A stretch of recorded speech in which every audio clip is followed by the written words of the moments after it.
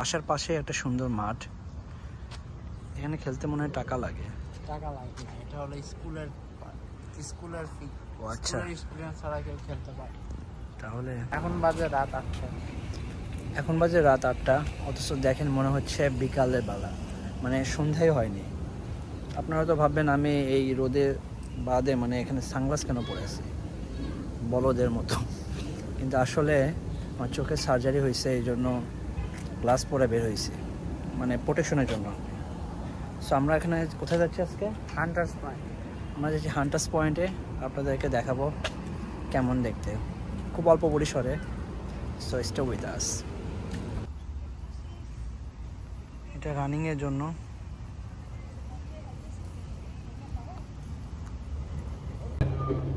আমরা প্রথমে বাসে উঠলাম, এখন আমরা যাচ্ছি জ্যাকসন হাইট, বাঙালি পাড়া। ওখান থেকে ট্রেন ধরে আমরা সেই গন্তব্যে যাব। বাসটা দেখতে কিছুটা এরকম, সব বাসে প্রায় এরকম।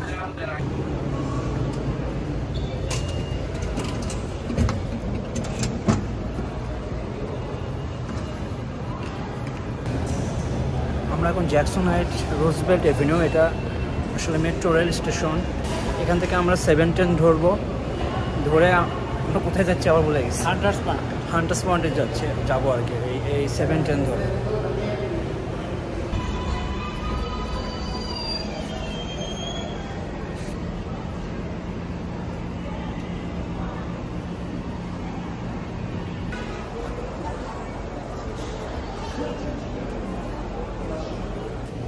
ট্রেন থেকে নেমে আমরা এখন হাঁটতেছি, প্রায় পৌঁছেই গেছি।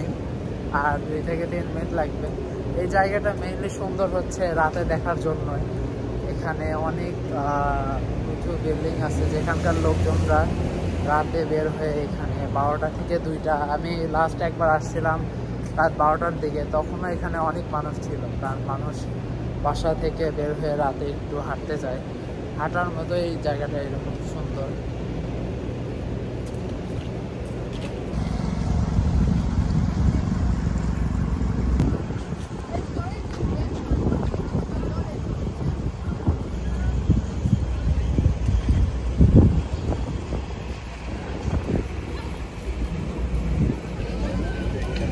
আমরা আমাদের সেই জায়গায় পৌঁছে গেছি, তো পিছনে দেখতে পাচ্ছেন সুন্দর ভিউ, আরো ভালো করে দেখানোর চেষ্টা করবো আর কি।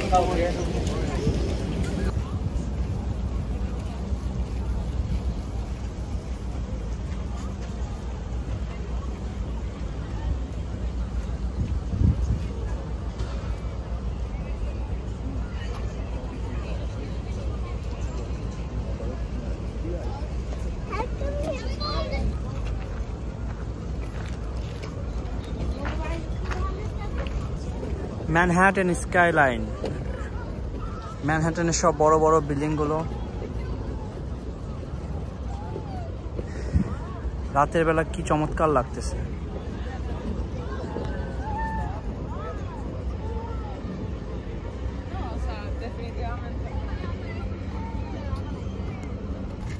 আজকে আসলাম হচ্ছে হান্টার্স পয়েন্টে। এইখান থেকে মানে এটা হলো ম্যানহাটনের অপোজিটে, তো এখান থেকে ম্যানহাটন স্কাইলাইনটা দেখা যায়। ম্যানহাটনে গিয়ে ম্যানহাটনের সৌন্দর্য দেখাচ্ছে দূর থেকে দেখতে আরো বেশি সুন্দর লাগে। এখান থেকে পুরো ম্যানহাটনের স্কাইলাইন, ম্যানহাটনের ভিউ দেখা যায়। বিল্ডিংগুলার একদম টপটা ফগের কারণে দেখা যাচ্ছে না, কিন্তু চারদিকে ঝলমলে আলো, মাঝে সমুদ্র না, এটা নদী, হাডসন রিভার, আর ঠান্ডা বাতাস। এখানে অনেক মানুষ থাকে, তারা হচ্ছে রাতে বেলা 12টা থেকে 2টা 3টা যখন ইচ্ছা নিচে নেমে এখানে একটু রিফ্রেশের জন্য হাঁটাহাঁটি করে। যদি এখানে একটা বাসা থাকতো আমি নিজেও এরকম করতে পারতাম, বাট এখানে বাসা অনেক এক্সপেন্সিভ।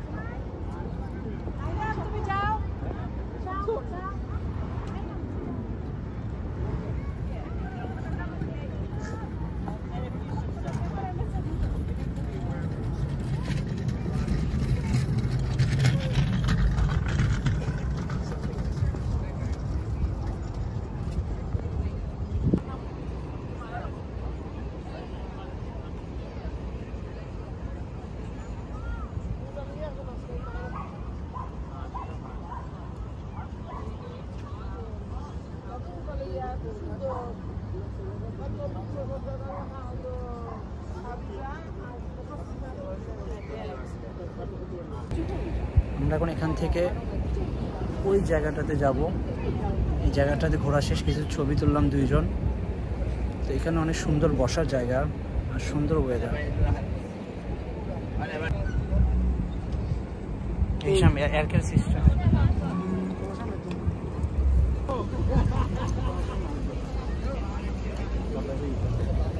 ঢাকার সেই হাতির ঝিলে ঘোরা ফিল পাচ্ছি, কিন্তু আসলে ওখানে তো ঘুরতাম একা একা ঘুরতাম না, ওখানে তো ফ্রেন্ড থাকতো, এখানে তো নেই। তো দুই ভাই আসলে যতটুকু এনজয় করা যায়, আসলে মানুষ ছাড়া কোনো কিছু এভাবে ফিল করা যায় না। সো প্রিয় মানুষগুলোর সাথে প্রিয় জায়গাগুলো ঘুরতে যে আনন্দ, ওটা একা কখনোই পাওয়া যায় না।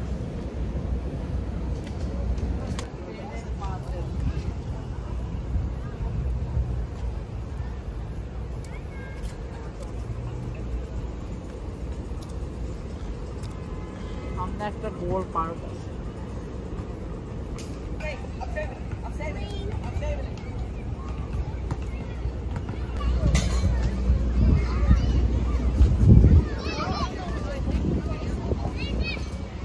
এটা একটা ছোট্ট মাঠ, এখানে বাচ্চা কাচ্চারা খেলা করতেছে।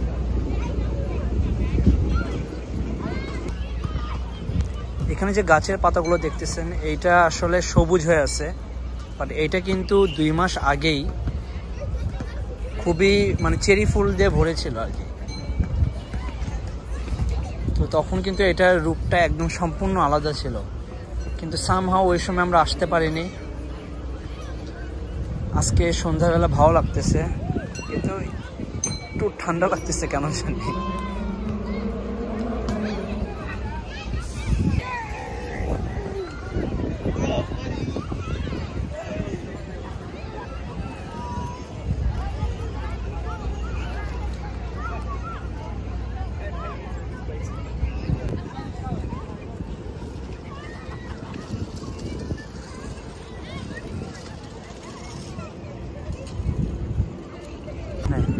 এই জায়গাটা হচ্ছে একে তো নদীর পাশে, খেলার জন্য মাঠ আছে, ছোট বাচ্চাদের এনজয় করার জন্য মাঠ আছে।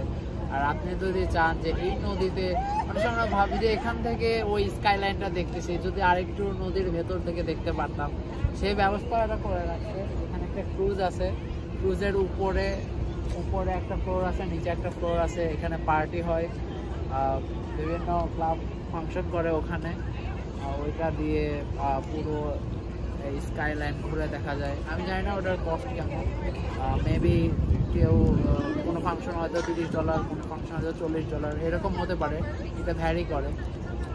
আজকে দেখি আমরা উঠতে পারি কিনা, ট্রাই করব। এই বিল্ডিংটা দেখেন, এটার কিন্তু লাস্ট মাথাটা দেখা যাচ্ছে না মেঘের কারণে। Wow, it's nice to look.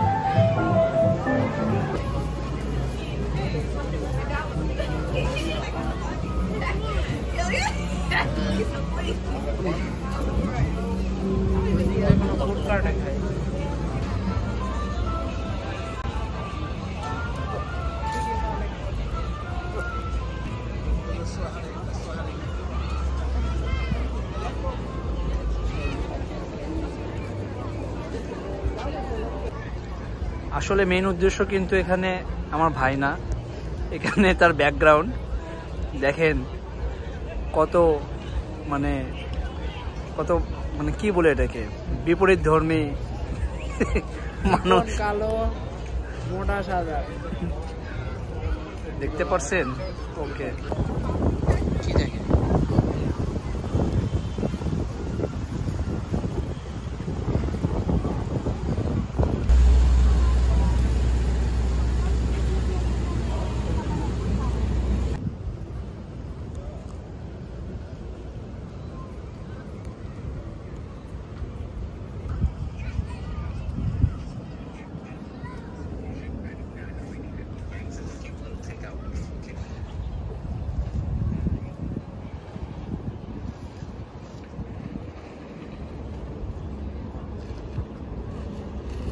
এখানে ফ্রি বসে থাকা যায় এই চেয়ারগুলোতে।